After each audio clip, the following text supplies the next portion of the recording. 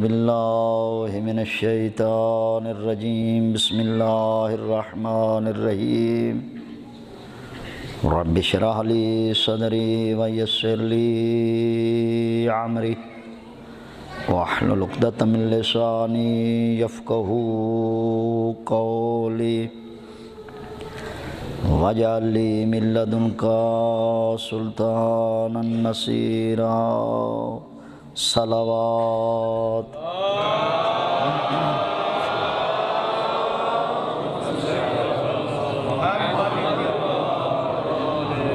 حسبنا اللہ ونعم الوکیل نعم المولا ونعم النصیر وافوض امری الی اللہ ان اللہ بصیر بالعباد قال اللہ سبحانہ وتعالی فی القرآن الکریم من ذا الذی یشفع عندہ الا بإذنہ۔ صلوات پڑھیے بآواز سے بلند۔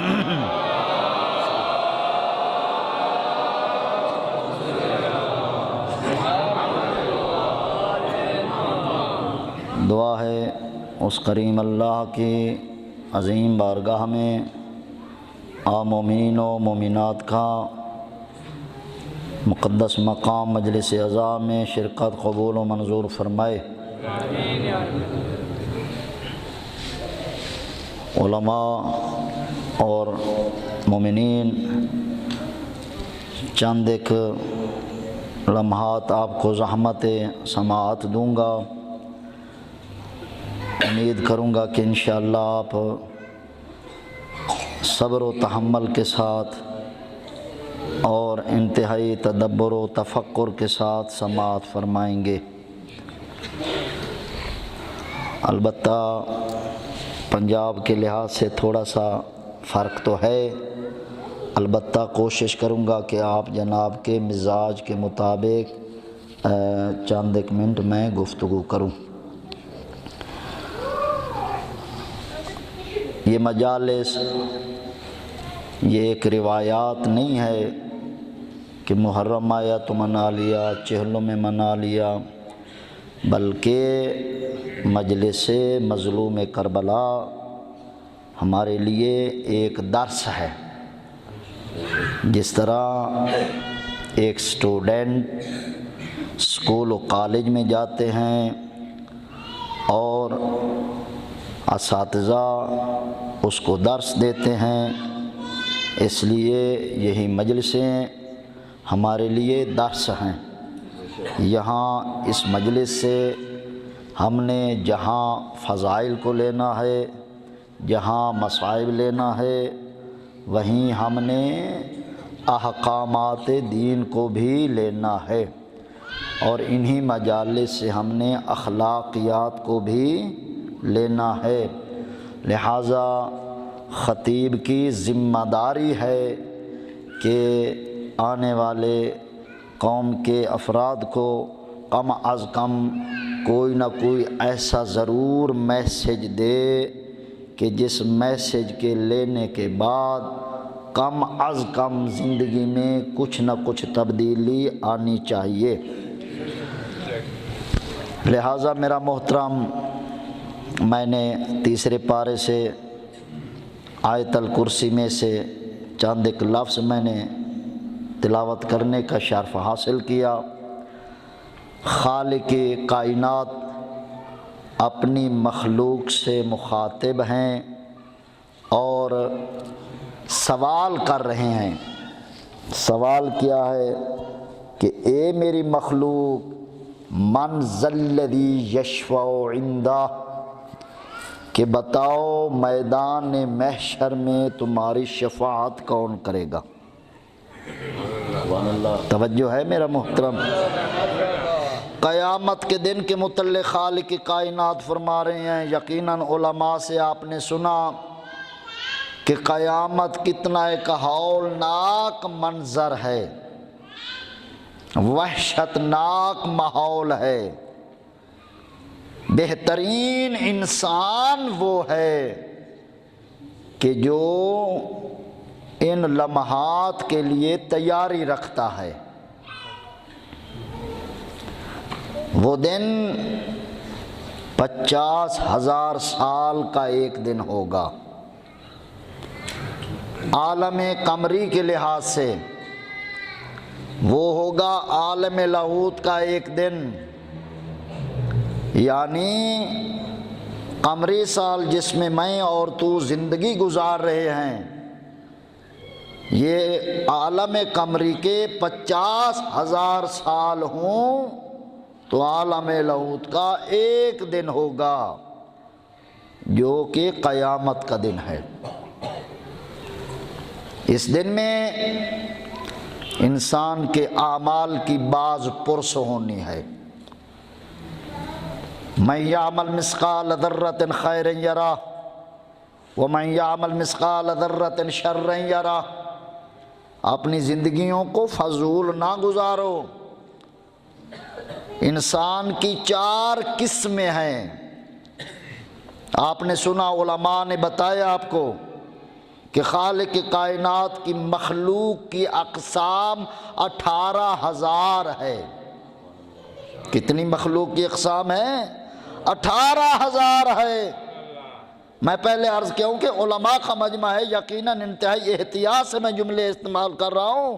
18,000 مخلوق پہ حضرت انسان کو اشرف مخلوق بنایا گیا، تاج سلطنت اس کے سر پہ سجایا گیا ہے، اس کو سردار مقرر کیا گیا ہے۔ تو ایسے تو نہیں نہ کیا ہوگا، کوئی نہ کوئی اس میں وصف اور خوبی تو ہوگی یا نہیں؟ تو پوچھا گیا حضرت امام صادق علیہ السلام، اللہم صلی علی محمد و آل محمد، معصوم سے سوال ہوا کہ مولا انسان کو جو یہ ایک بہت بڑا مقام حاصل ہوا ہے، کیا ہر شکل انسانی رکھنے والا بندہ جس کی 2 آنکھیں بھی ہوں، کان بھی ہوں، زبان بھی ہو، اعضائے جوارے سارے ہوں، خوبصورت رنگت بھی ہو، قد کاٹ بھی ہو، تو کیا ہر شکل انسانی رکھنے والا بندہ اشرف مخلوق کی صف میں کھڑا ہو جائے گا؟ معصوم نے فرمایا نہیں، ہر انسان صف اشرف مخلوق میں کھڑا ہونے کے قابل نہ ہے، بس وہ انسان قابل ہوگا کہ جو کم از کم اپنی حقیقت کو سمجھتا ہو۔ من عرف نفسہ قد عرف ربہ، کہ کم از کم اپنی حقیقت کو سمجھتا ہو کہ میں کہاں کا رہنے والا تھا، کہاں کہاں سے مجھے گزار کے لایا گیا، اب میں دنیا میں بھی جو آیا ہوں، یہاں دنیا میں میری کتنی منازل ہے، ہر منزل کی میری کیا ذمہ داری ہے، اس دنیا کو چھوڑ کر میں نے کس مقام پہنچنا ہے، اس قبر میں میرے ساتھ کیا ہوگا، وہاں میری کیا توجہ ہے، قبر کو چھوڑنے کے بعد میں نے میدان محشر میں پہنچنا ہے، وہاں مجھے کتنی منازل سے گزرنا ہوگا۔ ایسے خواب نہ دیکھ جنت کے، جنت کو اتنی عام چیز نہ ہے، ایک بہترین سوسائٹی کے لیے، ایک شہر کے بہترین ٹاؤن کے لیے اتنا اخراجات کرنا پڑتا ہے، اتنی شرائط سے گزرنا پڑتا ہے، تو کیا جنت میں داخلے کے لیے کوئی شرائط نہیں ہوں گی؟ ہر آدمی کی خواہش ہوتی ہے، چاہے غریب ہو یا امیر ہو، کہ اچھے بڑے شہر میں میرا ایک بہترین بنگلہ ہونا چاہیے، چاہے وہ خواب پورا ہو یا نہ ہو۔ خواب تو ہر انسان کا ہوتا ہے کہ کیوں نہ ہو کہ اسلام آباد کے ایک بہترین سیکٹر میں میرا محلہ اور ایک میرا محل ہونا چاہیے تھا۔ ذات کبریا نے فرمایا وہاں جانے کے لیے اگر تو اتنا تجسس و فکر کر رہا ہے، وہاں اسلام آباد کی شرائط بھی بڑی مشکل ہے، وہاں کی زمین بھی بڑی مہنگی ہے، وہاں تو گھر بنانے کا تو اہل ہو سکتا ہے، لیکن اے حضرت انسان، وہ جنت جس میں تو نے جانا ہے، جہاں ابدی تیری زندگی زندگی ہے، کیا اس کے لیے کوئی شرائط نہیں ہوگی؟ کیا اس کے لیے کوئی خرچہ نہیں ہوگا؟ کہا اس کے لیے بہت بڑا خرچہ ہے۔ کیا خرچہ ہے؟ نیت خالص ہونی چاہیے، ایک سجدہ کر دے اللہ کی بارگاہ میں، اس کو لائق عبادت سمجھتے ہوئے اللہ کی بارگاہ سے توبہ مانگ لے، توبۃ نصوحا عسیٰ ربکم ان یکفر عنکم سیئاتکم ویدخلکم جنات تجری من تحتہا الانہار۔ اللہ کی بارگاہ میں اب بھی جھک جا اور خالص معافی مانگ لے، خدا اب بھی معاف کرنے کو تیار ہے۔ ایک بندہ امام صادق علیہ السلام کی خدمت میں حاضر ہوا، کہا مولا زندگی انسان کی کتنی ہوتی ہے؟ امام نے فرمایا یہی تو سوال بتا دے، تیرے نزدیک تیری عقل کے مطابق انسان کی کتنی زندگی ہے؟ کہا مولا یہی کوئی 100 سال بھی ہو سکتا ہے، 150 سال بھی ہو سکتا ہے، حتیٰ کہ عمر 2500 سال تک بھی پہنچی۔ توجہ ہے؟ معصوم نے فرمایا یہی وجہ ہے کہ تمہیں زندگی کے شعور کا پتہ نہیں۔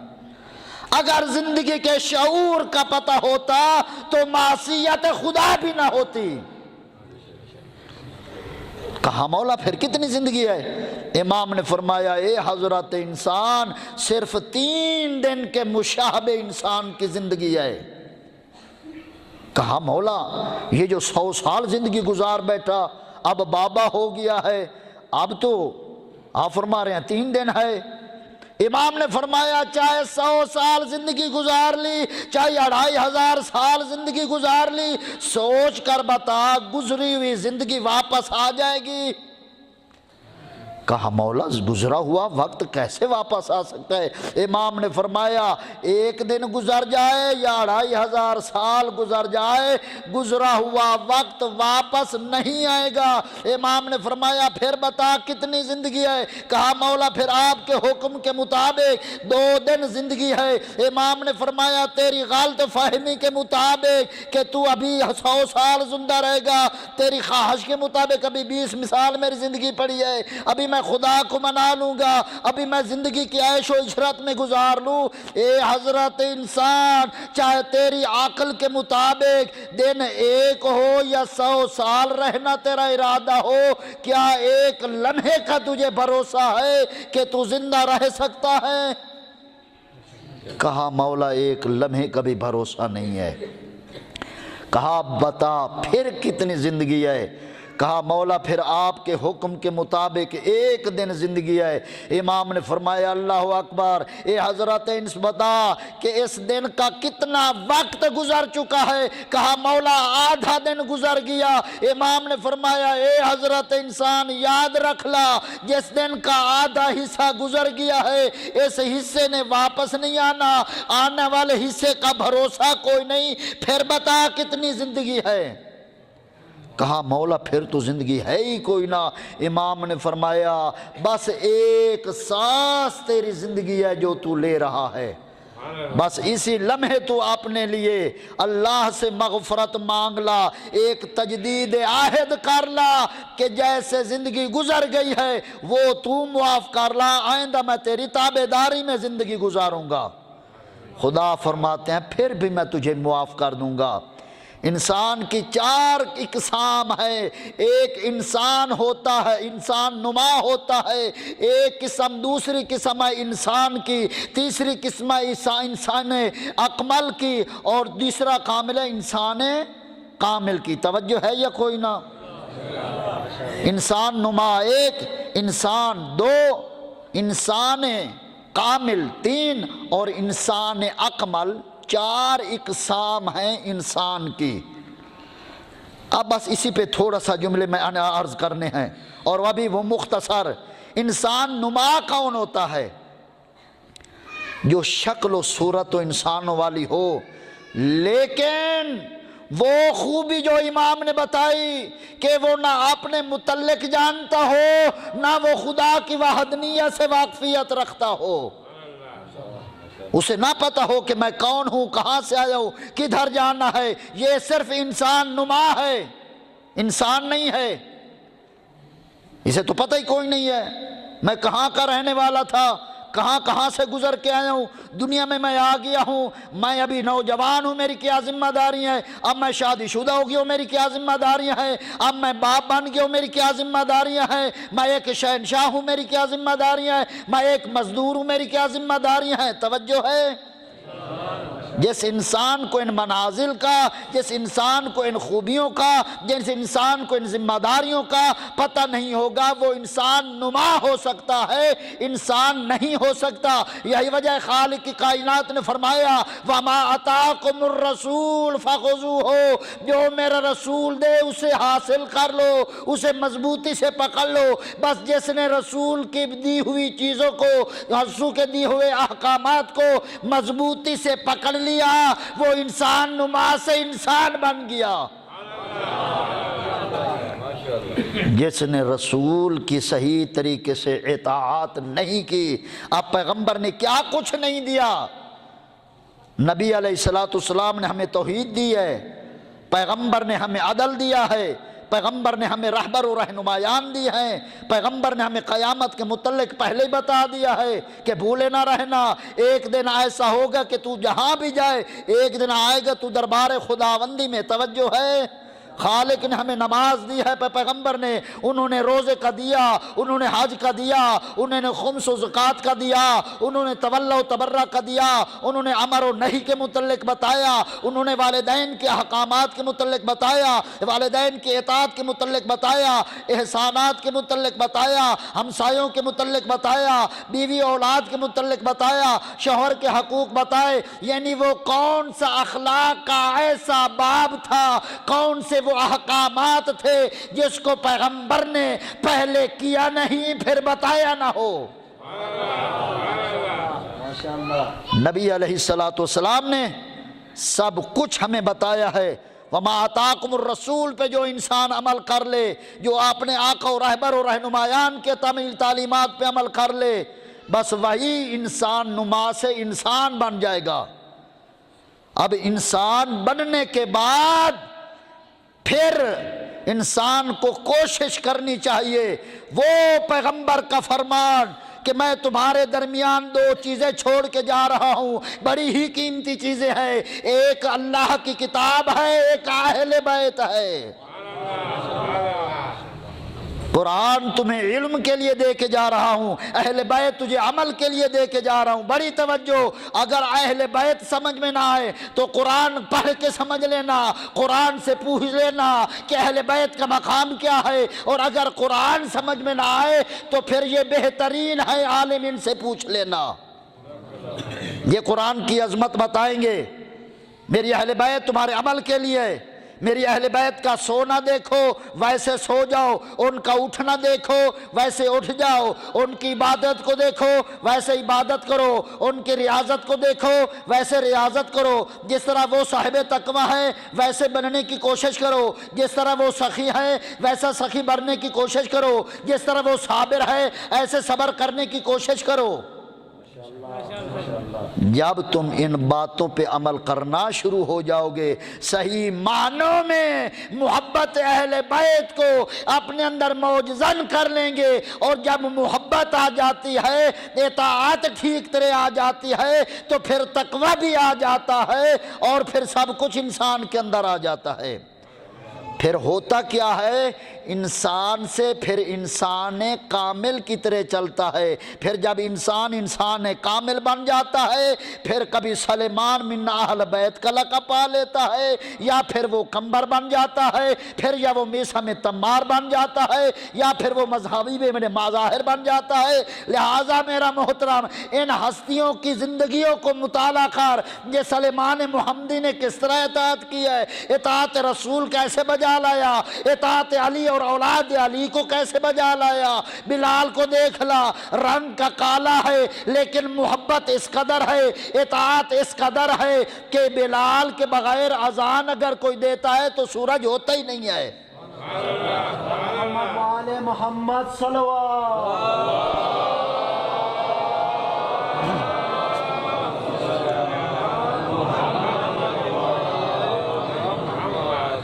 انسانیت کی ڈگری کو سمجھنے کی کوشش کر، اور جب ان کے اوصاف کا پتہ چل جائے تو ان اوصاف کو اپنے اندر پیدا کرنے کی کوشش کر۔ جب یہ چیزیں اندر آ جائیں گی تو پھر بہترین انسان بن جائے گا۔ بس اسی انسان پہ خدا نے فخر کیا ہے کہ میں احسن الخالقین ہوں، کہ میں نے ایسے نادر و نایاب چیزیں پیدا کی ہیں۔ ورنہ کیا ہے، ہم فرعون کو بھی انسان کہیں گے، شداد و حمان و قارون کو بھی انسان کہیں گے، ابو لہب و ابو جہل کو بھی انسان کہیں گے، کیا یزید اور اس کے باپ کو بھی انسان کہیں گے؟ نہیں، یہ انسان نہیں ہے۔ کتا ایک غریب ترین جانور ہے، کیا دیتا ہے اس کو؟ ایک ٹکڑا وہ بھی زمین پہ پھینک دیتا ہے، لیکن اتنا صابر و شاکر ہے کہ وہ ایک ٹکڑا اٹھا کے ساری رات تیرے گھر کی پہرے داری کرتا ہے، موسم چاہے جیسا بھی ہو، لیکن وہ تیری اتنی تابعداری و فرمانبرداری کر رہا ہے، اس کی آنکھ میں تیری پہچان ہے کہ یہ میرا مالک ہے جس نے مجھے ایک ٹکڑا دیا ہے، جس کے گھر پہ میں پل رہا ہوں۔ لَئِن شَكَرْتُمْ لَأَزِيدَنَّكُمْ وَلَئِن كَفَرْتُمْ إِنَّ عَذَابِي لَشَدِيدٌ۔ اللہ کی نعمتوں کا اندازہ کر لا، پھر اس کے بعد جیسے دل چاہے کر لینا۔ اللہ کی نعمتوں کا تو شمار ہی نہیں کر سکتا، صرف اپنی شکل و صورت کو ہی دیکھ لا۔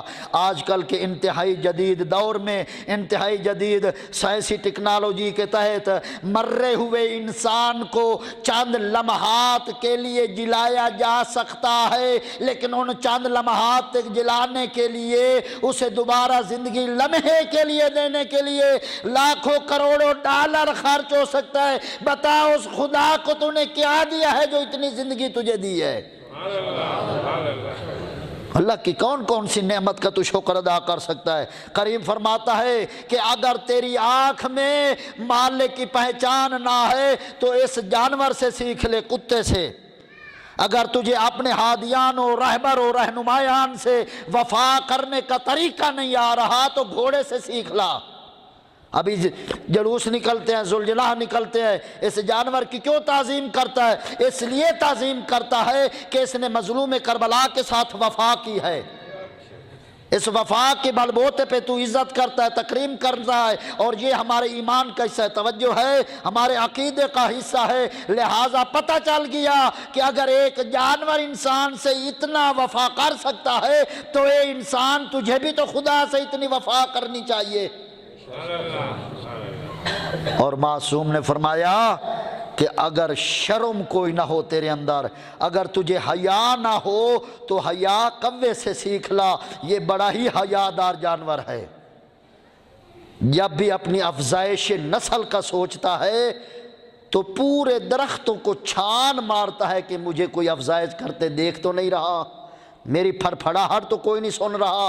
اے حضرت انسان، اگر ان جانور اور پرندوں کے اندر اتنی عقل آ سکتی ہے تو پھر تو مزید اشرف مخلوق ہے۔ تیرے میرے اندر بھی ایسا ہونا چاہیے۔ فَاذْكُرُونِي أَذْكُرْكُمْ وَاشْكُرُوا لِي وَلَا تَكْفُرُونَ۔ کریم فرماتا ہے تو میرے نام کو زندہ رکھ، میں تجھے کبھی نابود نہیں ہونے دوں گا۔ ماشاءاللہ۔ تو میرے ذکر کی حفاظت کر، میں تجھے گمنام نہیں ہونے دوں گا۔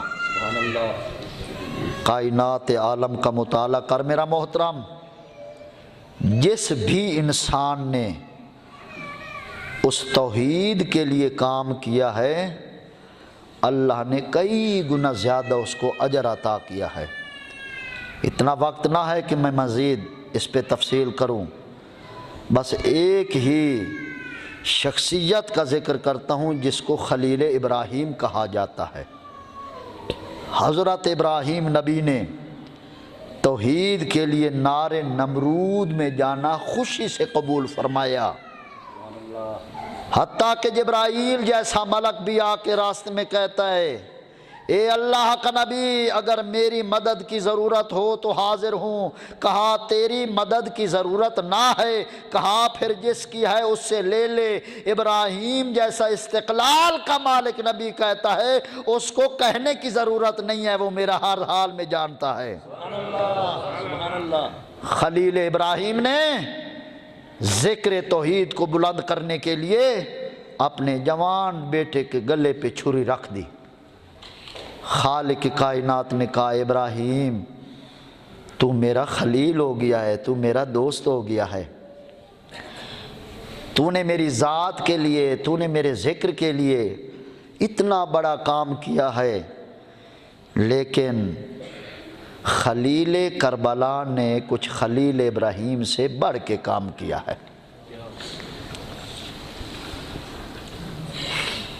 نبیوں کے سلطان کی زندگی میں حضرت سید الانبیاء حضرت ام سلمہ کے گھر میں تشریف فرما ہے۔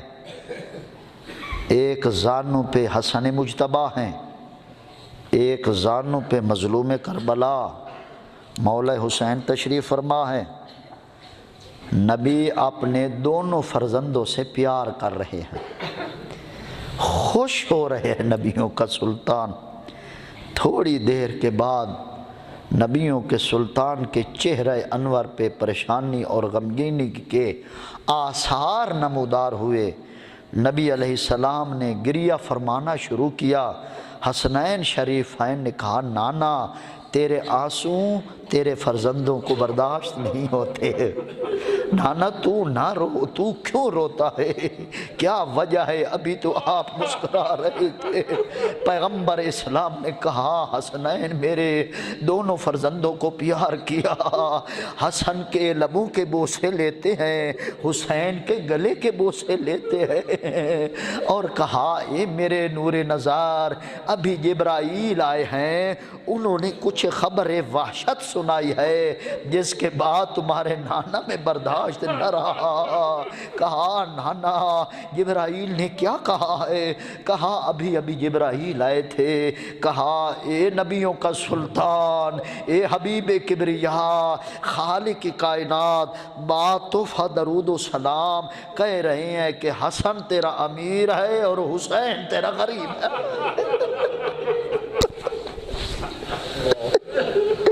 اجرکم اللہ، اجرکم اللہ۔